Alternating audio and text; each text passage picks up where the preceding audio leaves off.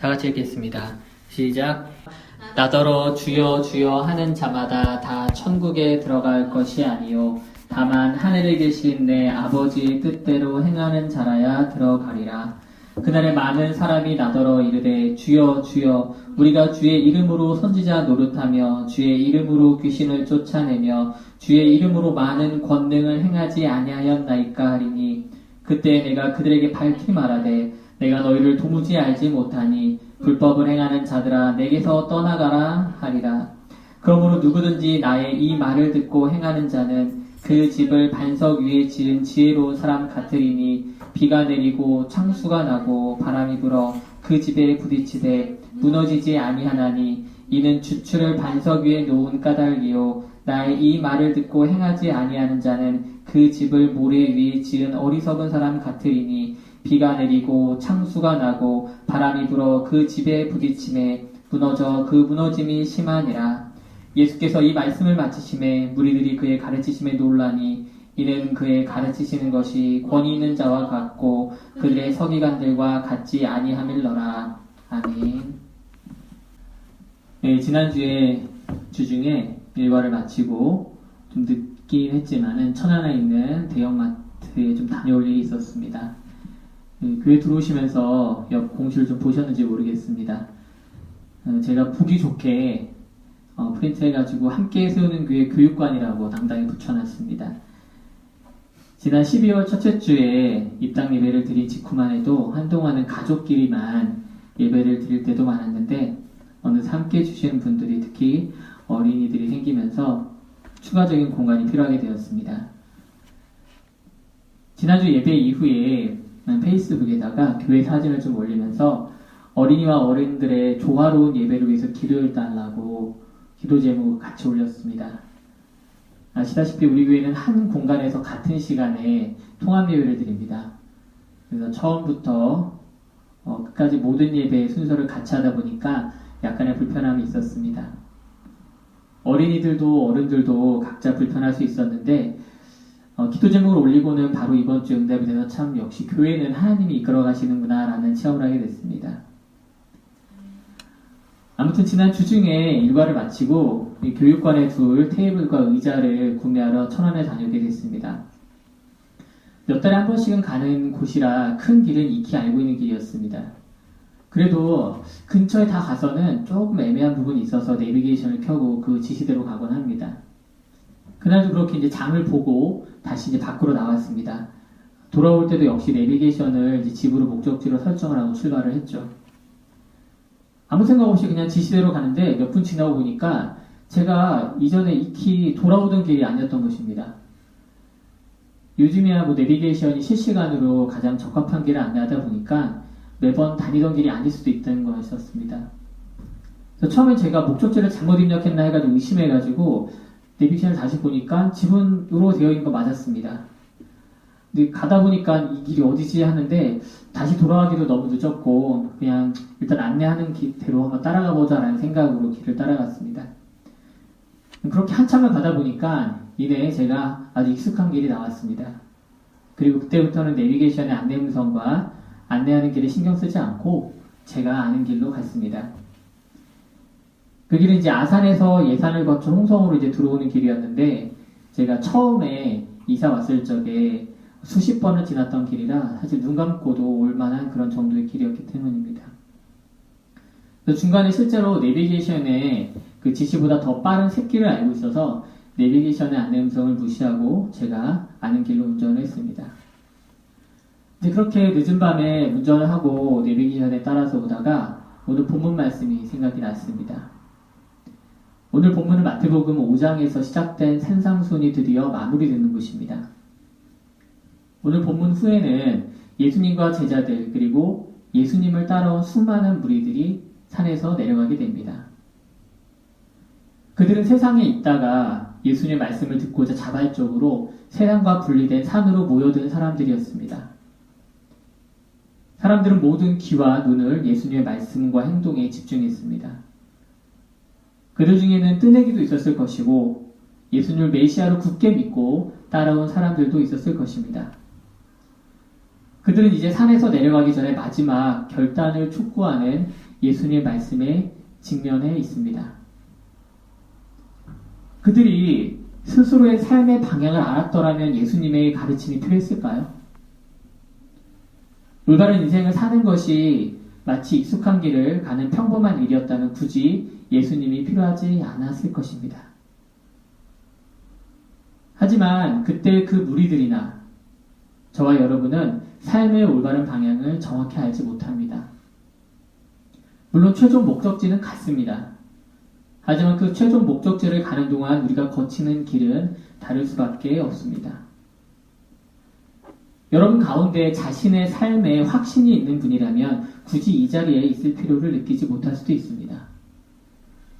하지만 저를 비롯한 모든 사람들은 당장 내일 일어날 일도 알 수 없습니다. 그래서 예수님의 인도하신 음성이 필요한 것입니다. 오늘 이 시간이 예수님의 음성에 귀 기울이시고 삶의 경로를 결단하시는 귀한 시간이 되시길 주님의 이름으로 축원합니다. 오늘 본문의 시작은 듣는 사람들로 하여금 충격적일 수 있습니다. 사람들이 예수님 왜 따라왔을까요? 좋은 말씀을 듣기 위해서? 마음의 힐링과 위안을 얻기 위해서였을까요? 물론 사람들의 욕구는 다양했습니다. 그러면 여러분들은 왜 교회에 나오시나요? 기독교인의 신앙생활을 하는 이유에 대한 설문이 있었습니다. 왜 기독교인으로서 신앙생활을 하십니까? 라는 질문에 3위 대답이 건강과 재물 축복을 위해서라는 응답이 나왔습니다. 그 2위는 3위와는 격차가 크게 마음의 평안을 위해서라는 답변이 나왔습니다. 그리고 1위는 2위와 근소한 차이로 구원과 영생을 얻기 위해서라는 답변이 나왔습니다. 초기 기독교 시대에 설문조사를 했더라도 사실은 큰 차이가 없지 않았을까 싶습니다. 즉 산산수훈을 듣는 많은 사람들도 겉으로는 어떻게 행동했는지 몰라도 마음속에는 아마 예수님을 통해서 구원과 영생을 받았을 것입니다. 그런데 예수님은 그런 사람들을 향해서 다 천국에 들어가는 것이 아니라고 말씀하십니다. 그리고 못 들어가는 사람들에 대한 대표적인 모습으로 주여 주여 하는 자들이라고 말씀하십니다. 왜 예수를 그리스도로 인정하지 않고 도리어 예수 믿는 자들을 또는 예수를 핍박하거나 방해하는 자들이 아니라 왜 옆에 다가와서 주여 주여 하는 자들이라고 말씀하셨을까요? 그것에 대한 의문은 바로 연결되는 말에서 찾아볼 수 있습니다. 바로 아버지의 뜻대로 행하는 자야 들어간다고 예수님께서는 말씀하십니다.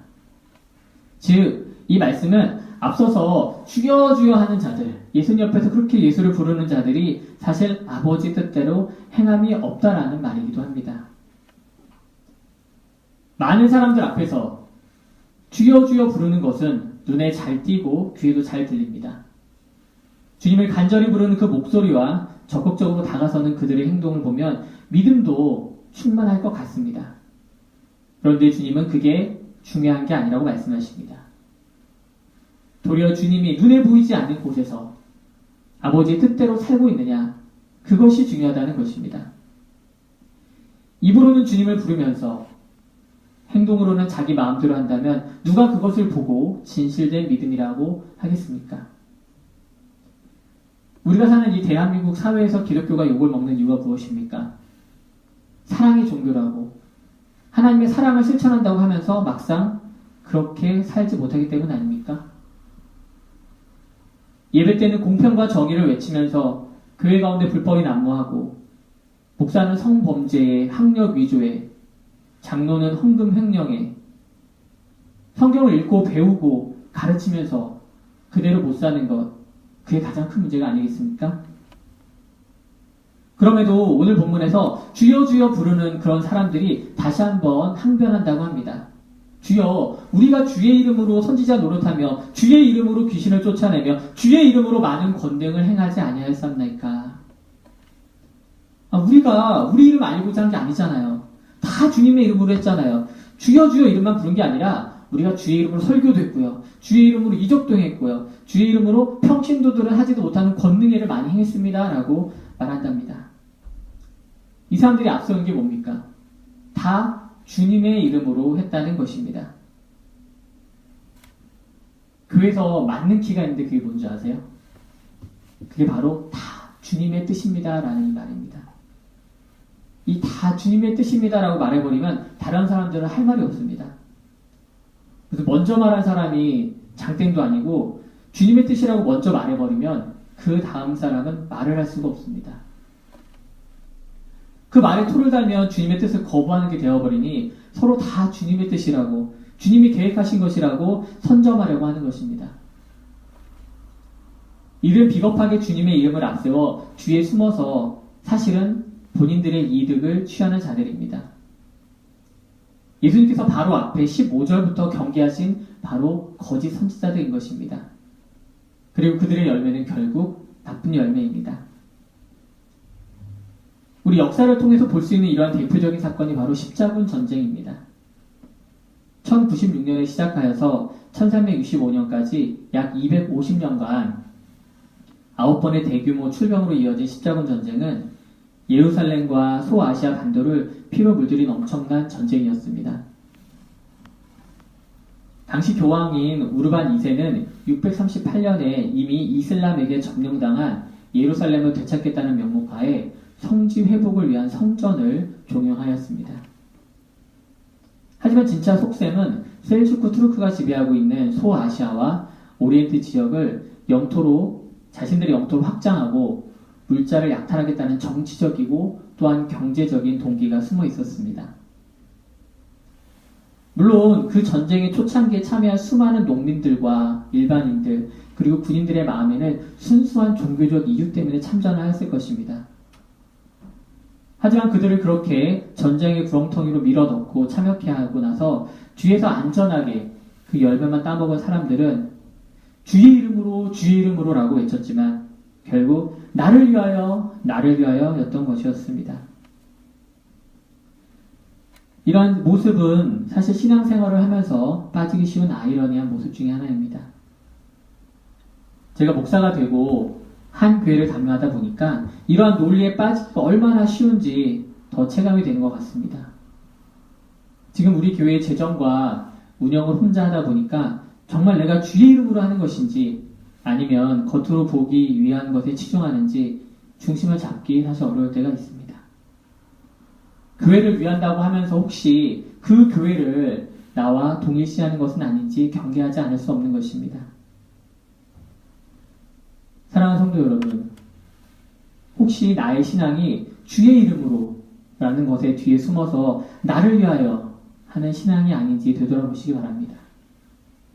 주여 주여 부르는 이 신앙인지 아니면 아버지의 뜻대로 행하는 신앙인지 잠시 생각해 보았으면 합니다. 예수님은 단호히 말씀하십니다. 그때가 되면 내가 너희를 도무지 알지 못한다고 말할 것이라고 말합니다. 도리어 불법을 행하는 자들아 내게서 떠나가라 엄하게 말씀하실 것입니다. 우리가 주님의 말씀을 따라 살겠다고 하는 것들이 주님 앞에서 불법이 되지 않길 바랍니다. 나의 논리에 빠져서 눈과 귀에 가려져서 어느 순간 나를 위한 신앙생활이 되질 않길 원합니다. 주님은 아버지의 뜻대로 나를 벗어나 바깥을 향해 믿음으로 행동하는 모습을 보이길 원하십니다. 이에 사도 야고보가 우리에게 주는 메시지가 있습니다. 야고보서 1장 22절에서 25절 말씀입니다. 너희는 말씀을 행하는 자가 되고 듣기만 하여 자신을 속이는 자가 되지 말라. 누구든지 말씀을 듣고 행하지 아니하면 그는 거울로 자기 생긴 얼굴을 보는 사람과 같아서 제 자신을 보고 가서 그 모습이 어떠했는지를 곧 잊어버리거니와 자유롭게 하는 온전한 율법을 들여다보고 있는 자는 듣고 잊어버리는 자가 아니요 실천하는 자니 이 사람은 그 행하는 일에 복을 받으리라. 말씀을 듣기만 하여 자신을 속이는 그런 자에 머물지 않기를 원합니다.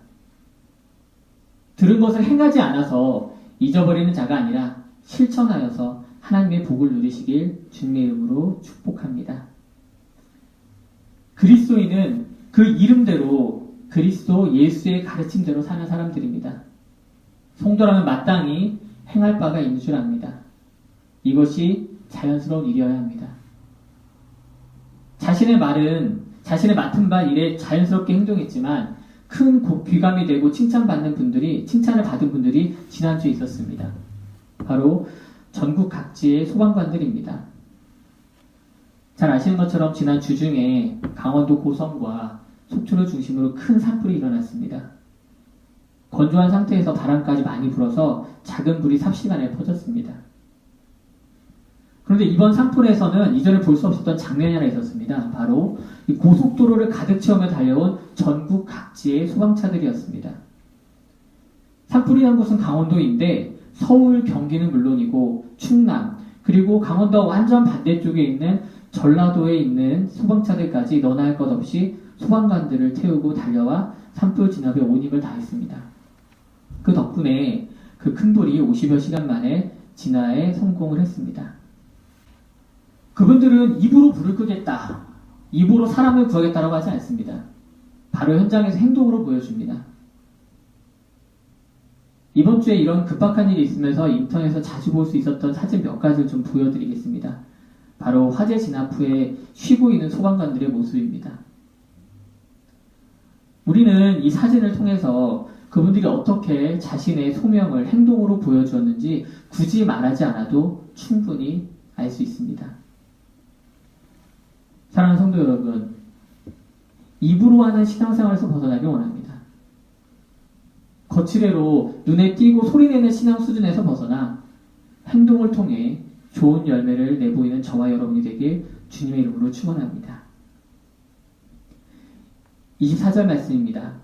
그러므로 누구든지 나의 이 말을 듣고 행하는 자는, 예수님은 산상수훈 전체에 대한 결론을 내리십니다. 예수의 말씀을 들은 청중들을 향해 이제 예수님께서 말씀하십니다. 이 24절 장면은 신명기 6장 가나안 땅에 들어가기 직전에 이스라엘 백성들을 향해 외치는 모세를 생각나게 합니다. 모세는 외칩니다. 들으라, 즉 쉐마를 선포하는 것입니다. 40년간 하나님과 광야에서 동행하며 행동으로 보여준 그의 신앙적 리더십은 많은 이스라엘 사람들의 귀감이 되었습니다. 죽음을 앞둔 120세의 지도자는 자신의 마지막 힘을 다해 이스라엘 백성들에게 하나님의 말씀을 들으라고 선포합니다. 이제 하나님의 말씀은 선포되었고 사람들의 결단이 남았습니다. 하나님께서 주신 법도를 듣고 지켜야 할 것인지, 아니면 자기 자신을 위한 금송아지를 만들어 그것을 믿고 갈 것인지 말입니다. 그들을 향해 모세는 이야기합니다. 생명과 죽음, 복과 재앙이 눈앞에 있다고 말합니다. 그리고 오늘 예수님도 말씀하십니다. 나의 이 말을 듣고 행하는 자는 그 집을 반석 위에 지은 지혜로운 사람이라. 그리고 나의 이 말을 듣고 행하지 않는 자는 그 집을 모래 위에 지은 어리석은 사람이라고 말씀하십니다. 여기서 먼저 주목해봐야 할 것은 모세가 대변한 하나님의 말씀과 예수님이 선포한 말씀의 권위입니다. 모세는 하나님이 세운 선지자로 하나님의 말씀을 대언하는 자입니다. 하지만 말씀이 육신이 되어 우리 가운데 오신 예수님은 그분 자체로 하나님이십니다. 예수님 당시 많은 서기관들과 바리새인들은 율법을 해석하고 권위 있는 선지자들의 말을 근거로 말씀을 가르쳤습니다. 그들의 권위는 그렇게 다른 사람들을 기반으로 한 것이었습니다. 그러나 예수님은 산상수훈의 결론을 내리는 이 시점에 구약의 그 어떤 말씀을 인용하시거나 또는 권위 있는 선지자들의 말을 가져다가 결론을 내리지 않습니다. 왜냐하면 예수님 그분은 스스로 권위 있는 분이시기 때문입니다. 시편 93편 1절 말씀입니다. 여호와께서 다스리시니 스스로 권위를 입으셨도다. 여호와께서 능력의 옷을 입으시며 띠를 띠셨으므로 세계도 견고히 서서 흔들리지 아니하는도다. 오늘 본문 26절 문장에서 가장 먼저 나오는 단어는 원문과 동일하게 나의라는 말입니다. 예수님은 자신이 새로운 가치 판단이 되심을 이 말씀을 통해서 공포하십니다.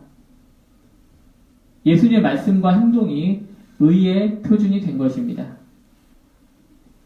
우리가 진정 예수님의 말씀을 듣고 그분을 따라하기 원한다면 우리가 그동안 가지고 있었던 모든 가치 판단의 기준을 바꿔야 합니다. 우리가 하나님 나라의 백성이 되었다고 믿는다면 새로운 나라의 법과 규칙이 우리를 안전하게 지켜낼 수 있습니다. 하나님 나라에 살기 원한다면 의의 표준이 되신 예수 그리스도의 말씀을 지켜 행하지 않는다면 도리어 그 법과 규칙이 우리에게 걸림돌이 될 뿐입니다. 예수님의 말씀과 저와 여러분의 새로운 가치 판단이 예수님의 말씀이 저와 여러분의 새로운 가치 판단이 되길 진심으로 원합니다. 그것을 마음판에 새기어 삶의 현장에서 자연스럽게 지켜내길 원합니다. 우리가 법을 의식하면서 사는 것보다 자연스럽게 생각과 행동에서 나올 때 법과 규칙은 우리의 올무가 되는 것이 아니라 우리의 방어막이 될 수 있습니다. 그 말씀을 예수님은 집을 짓는 사람의 비유로 말씀하십니다. 당시 이스라엘 사람들에게 예수님의 이 집 짓는 사람의 비유는 어렵지 않았습니다. 실제로 주변에서 충분히 일어날 수 있는 일이었습니다. 이 갈릴리 바다에서 밀려온 이 충적된 모래는 뜨거운 여름날에는 표면이 굉장히 단단해진다고 합니다. 마치 돌처럼 딱딱해져서 돌인지 아닌지 구분하지 못할 정도라고 합니다. 하지만 현명한 건축자라면은 표면의 상태만 보고 그 위에 집을 짓지 않습니다. 계절이 바뀌어서 겨울이 되게 되면은 겨울비가 내리는데 그 겨울비가 요단강의 강둑을 넘어서 물이 넘쳐흐르게 된답니다. 그렇게 되면은 그렇게도 단단했던 그 모래가 손으로 움켜쥐면 부서질 정도로 약해진다고 합니다. 그래서 누가복음에 보면은 오늘 이 본문의 비유와 같은 비유를 조금 더 구체적으로 설명해 줍니다. 누가복음 6장 48절과 49절을 읽어드리겠습니다. 집을 짓되 깊이 파고 주추를 반석 위에 놓은 사람과 같으니 큰 물이 나서 탕류가 그 집에 부딪히되 잘 지었기 때문에 능히 요동하지 못하게 하였거니와 듣고 행하지 아니하는 자는 주추 없이 흙 위에 집 지은 사람과 같으니 탕류가 부딪힘에 집이 곧 무너져 파괴됨이 심하니라 하시니라. 지혜로운 건축자는 집을 짓되 깊이 파서 주추를 반석 위에 둔다고 합니다. 깊이 파는 것은 그만큼의 수고와 노력이 더 필요합니다. 큰 바위가 어디쯤에 있는지 찾는 것도 결코 쉬운 일이 아닙니다. 하지만 그렇게 하는 것이 옳습니다. 예수님의 말씀을 듣고 사람들은 두 부류로 이제 나뉩니다. 말씀을 듣고 행하는 자와 말씀을 듣고 행하지 않는 사람들입니다. 예수님은 이미 앞서 21절 이후부터 그러한 사람들에 대한 경고를 하셨습니다. 겉으로는 멀쩡해 보이는 신앙인들도 그 가운데 아버지의 뜻대로 행함이 없다면 헛된 믿음이라고 분명히 말씀하셨습니다. 집 짓는 비유에서 주목해야 할 두 가지가 있습니다. 한 가지는 두 사람 모두 집을 짓는다는 것입니다. 우리가 잘 아는 아기돼지 삼형제 동화처럼 서로 다른 재료를 가지고 짓지는 않습니다. 구체적으로 계획을 세우고 꼼꼼하게 재료를 구하고 최선을 다해 지었을 것입니다. 아마 저 같은 성격이면은 그 집을 짓는 시간보다 디자인을 생각하고 설계도를 그리고 아마 재료를 구하는 데 더 많은 시간을 썼지 않았을까 싶습니다. 건축가들은 아마 온 가족이 평생 살 거라고 기대하면서 집을 지었을지도 모릅니다. 집을 짓는 노력에 있어서도 차이가 있다고 성경은 말하지 않습니다. 다만 집을 짓는 기반이 달랐을 뿐입니다. 그런데 그것이 결정적인 차이였습니다. 종종 인생을 살아가는 것을 집을 짓는 것에 비유하곤 합니다. 사람들이 각자의 인생을 살아가듯 각자의 집을 짓습니다. 어떤 사람은 부지런하고 능력이 좋아서 크고 좋은 집을 짓고 어떤 이들은 혼자 살 정도의 적당한 집을 짓기도 합니다. 어쨌거나 누구나 삶이라는 집을 지어 올립니다. 그런데 무너집니다. 바로 기반이 되는 주추가 다르기 때문입니다. 반석 위에 지었다는 것은 건설의 시작을 예수 그리스도로 했다라는 것입니다. 그분의 말씀에 근거한 삶을 살기로 작정하고 집을 지은 것입니다.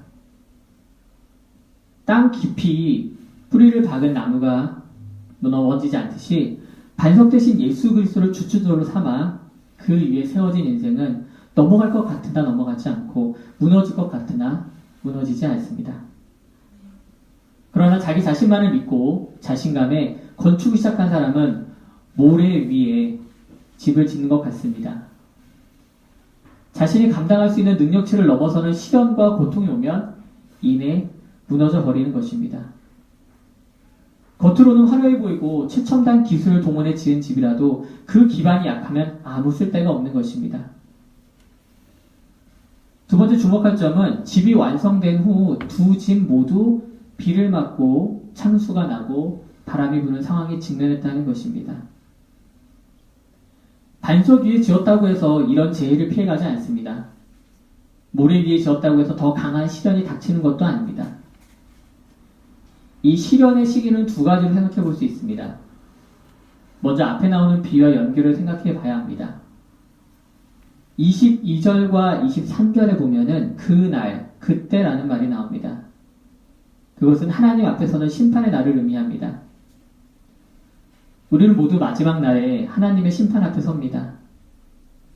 하나님의 판단은 준엄하며 그 앞에서 자신의 힘으로 버틸 수 있는 사람은 없습니다. 그 심판의 결과는 우리가 어디에 집을 지었는지에 따라 달라집니다. 예수 그리스도를 반석으로 삼아 말씀대로 살았다면 우리의 집은 무너지지 않습니다. 하지만 말씀은 들었지만 그대로 행하면서 살지 않았다면 우리의 집은 하나님의 심판 앞에서 이내 무너질 수밖에 없습니다. 비가 내리고 창수가 나고 바람이 불어 우리의 집을 흔드는 시련의 시기는 마지막 날에만 있는 것이 아닙니다. 우리가 살아가는 일상의 생활에서도 날마다 시시때때로 찾아옵니다. 미풍일 때도 있고 태풍일 때도 있지만 우리는 세상의 강한 도전 앞에서 살아가고 있습니다. 우리의 믿음은 평온할 때는 큰 차이가 없어 보입니다. 하지만 강한 도전 앞에서는 적나라하게 드러나게 됩니다. 몇 년 전 경주 포항 지역에서 큰 지진이 일어났습니다. 그때 주목받은 것이 바로 내진 설계입니다. 지진이 잦은 일본에서는 보편화되었지만 우리나라에서는 그렇게 민감한 상황이 아니었기 때문에 그 사건으로 많은 건물들이 부서지고 무너졌습니다. 언제 닥칠지 모르는 지진에 대비해서 큰 돈을 들여서 내진 보강을 한다거나 내진 설계를 하지 않았기 때문에 갑자기 닥친 지진에 혹수무책으로 무너진 것입니다. 겉으로는 멀쩡해 보이는 그 수많은 건물들이 사실은 이런 흔들림에 인해 무너진 것입니다. 이것을 보면서 우리의 신앙생활과 비슷하다는 생각을 했습니다. 적당한 어려움은 그냥 내 힘으로 견뎌냅니다. 하지만 갑자기 찾아온 큰 시련 앞에서는 내 힘이 아니라 내 속에 있는 주님의 말씀을 붙들지 않으면 올바로 서기 어렵다는 것입니다. 사랑하는 성도 여러분, 그동안 나의 믿음을 예수 그리스도라는 반석 위에 세웠음을 확신하십니까? 그분의 말씀을 듣고 네네 하는 그런 믿음이 아니라 정말 진정으로 예수를 그리스도로 믿는 그 반석 위에 세웠냐는 것입니다. 그분의 말과 행동을 본받아서 삶의 현장에서 살아내는 그것이 반석 위에 세운 믿음이심을 믿으시기 바랍니다. 예수님의 산상수훈은 이제 끝이 납니다. 사람들은 저마다 반응을 보입니다.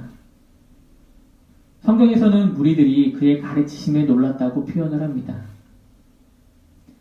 놀랐다고 표현된 이 헬라어 원어에는 놀랐다라는 뜻뿐 아니라 압도되었다는 의미도 가지고 있습니다.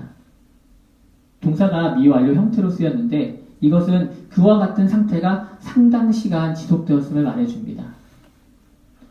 하지만 이러한 놀라움과 압도된 상태가 지속되었음에도 모든 사람이 예수님의 가르침을 수용했다라고 말할 수는 없습니다. 놀랐다라고 하는 것은 반응한 모습이지 믿음의 결단의 모습이 아니기 때문입니다.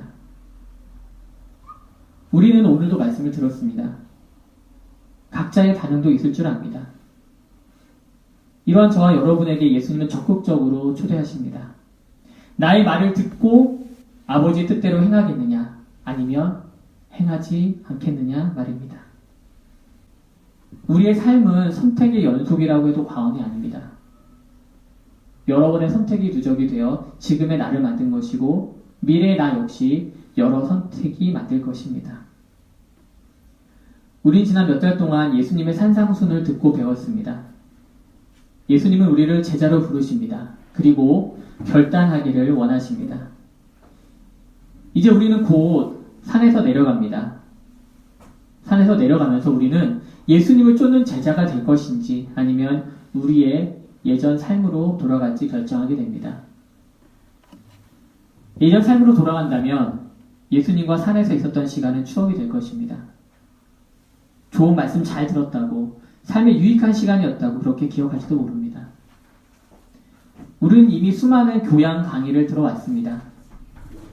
세상을 살면서 나에게 유익이 되는 좋은 이야기를 많이 들어왔습니다. 하지만 그것들이 저와 여러분의 삶을 송두리째 완전히 바꾸었습니까?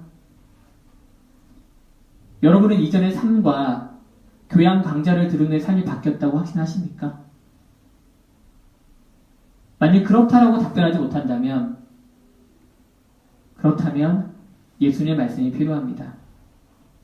예수님의 가르침대로 사는 삶이 여러분에게 필요합니다. 왜냐하면 그분의 말씀은 우리의 삶을 송두리째 완전히 바꾸는 힘이 있기 때문입니다. 21세기 C.S. 루이스로 불리는 톰 라이트 교수는 오늘 본문을 통해 이러한 결론을 내립니다. 예수의 가르침 위에 우리 삶을 세우면 우리는 영원히 서 있는 그 집의 일부가 될 것이다. 사랑하는 성도 여러분, 당신의 삶을 어디 위에 세우시겠습니까?